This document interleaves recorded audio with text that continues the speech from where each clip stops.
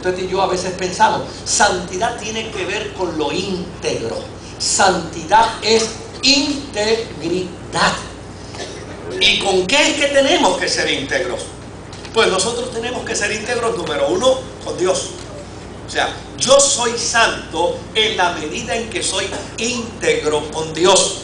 ¿Cuándo es que el ser humano pierde el nivel de integridad en su relación con Dios? El ser humano pierde el nivel de integridad en su relación con Dios cuando, en lugar de admitir su culpa y su pecado, procura excusarse frente a Dios. Adán perdió el sentido de su integridad en el momento en que culpó a Dios del pecado cometido. Fue en el momento en que Adán le dijo a Dios: la mujer que tú me diste, es decir, si tú no me lo hubieras dado, aquí no hubiera pasado nada. Así que la culpa es tuya, no es mía. La mujer que tú me diste fue la que me incitó a comer del árbol.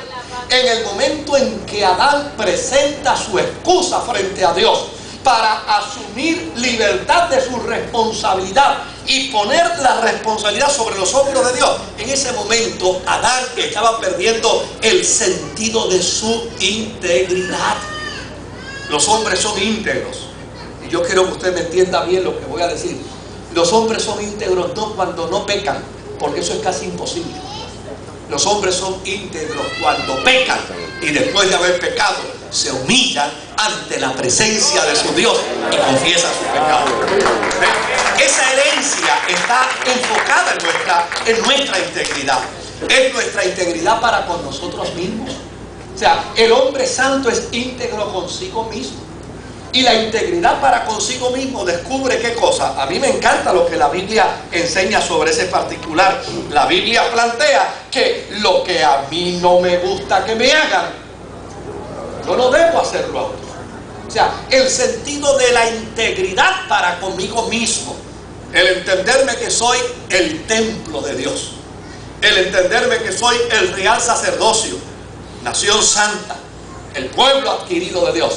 El entenderme en el propósito de Dios es parte de mi herencia, es parte de mi santidad.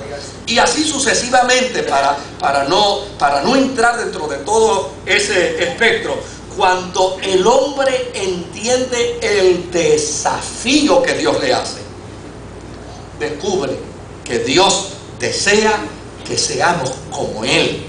Y para ser como Él, querido, necesitamos concienciarnos. Esto no es una experiencia emocional.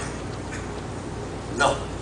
Esto es una experiencia, como bien dijera Jesús, nadie que va a construir no construirá sabiamente si primero no se sienta y calcula el costo de su construcción. ¿Por qué? Porque nadie puede desarrollar un carácter cristiano si primero no se sienta consigo mismo para entender el precio, el esfuerzo, el compromiso y la determinación que implica en su propia vida ser cristiano. De hecho, yo he hablado de esto en otras ocasiones, pero Gandhi, luego de haber leído la Biblia que le obsequió un amigo, y su amigo queriendo conocer la información de él con respecto a la fe cristiana, le preguntó: ¿leíste la Biblia?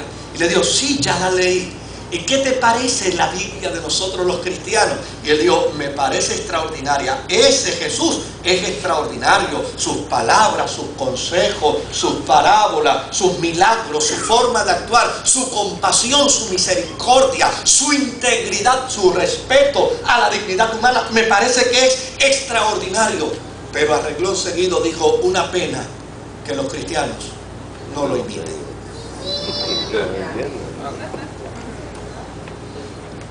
¿Sabe algo? El salmista crea conciencia de la herencia que le ha tocado. ¿Y sabe quién más crea conciencia de la herencia cristiana? La gente que no conoce a Dios. ¿Sabe usted que la gente que no conoce a Dios a veces tiene más conciencia de lo que es ser cristiano? Sí, Señor. nos sorprende a veces cuando la gente que no conoce a Dios sabe definir lo que es la conducta cristiana, sabe manifestar lo que es la responsabilidad cristiana, el deber cristiano. Es más, yo me he topado con gente que me ha dicho, mira, yo todavía no me meto a la religión hasta que yo no resuelva algunas cosas que tengo que resolver. Y yo en mi loco empeño de hacerle entender que primero se convierta a Jesucristo y después resuelva, pues trato de persuadirlo y me dice, no, mira, yo tengo que resolver primero unas cosas para luego ser cristiano. Y a pesar de que yo me pueda sentir frustrado porque no logré mi objetivo, veo el sentido de integridad de esa persona, porque sabe que ser cristiano es más que un estigma. Ser cristiano es más que una etiqueta. Ser cristiano es más que un proverbio. Ser cristiano es más que una emoción. Ser cristiano es un compromiso. Me encanta lo que dice la Escritura sobre este particular. Cuando el salmista dice, las cuerdas me cayeron en lugares deleitosos y es hermosa la heredad. Jehová es la porción de mi herencia y Jehová es la porción de mi copa. Esto es lo que me ha tocado de Dios. Esto es lo que yo he recibido de Dios. Me hace recordar una de las historias bíblicas, la historia de Jacob y Esaú. Rebeca era una mujer estéril. Para aquel tiempo la esterilidad era vergüenza en la mujer. Para el hombre el dolor era aún mayor, porque el hombre se sentía imposibilitado de perpetuar la familia, la herencia, que era tan importante para una familia patriarcal. De hecho, Isaac oró por 20 años pidiéndole a Dios que Rebeca le diera un hijo. Por una sencilla razón. Isaac sabía que si no tenía hijos con Rebeca, el pacto abrámico se echaría a perder y se iba a obstruir la llegada del Mesías. Pero lo extraordinario es que en lugar de un niño, en el vientre había dos. Y lo que es más increíble es que estos dos luchaban entre sí porque querían salir primero. De hecho, la historia bíblica del Génesis narra que Rebeca sintió en su vientre esa batalla y fue y le preguntó a Dios, ¿por qué esta batalla? ¿Por qué esta batalla? Esos son esos elementos tan sensibles y tan extraordinarios. Hoy escuchábamos el testimonio de una hermana nuestra en el programa de radio en la mañana, y nos narraba cómo en el proceso de su alumbramiento llegó en un momento en que ella le indica al ginecólogo que detenga el proceso porque algo anda mal en su vientre.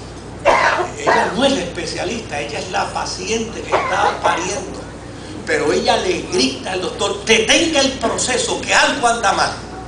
Y lo extraordinario es que el médico le hizo caso. Y en efecto algo estaba mal en el proceso del alumbramiento. La criaturita no venía en la forma correcta porque juntamente con la criaturita venían también otras fallas de su organismo. Y el mismo médico sorprendido le hace saber a esta mujer después lo extraordinario de cómo ella pudo percibir esa realidad, ese problema, esa anomalía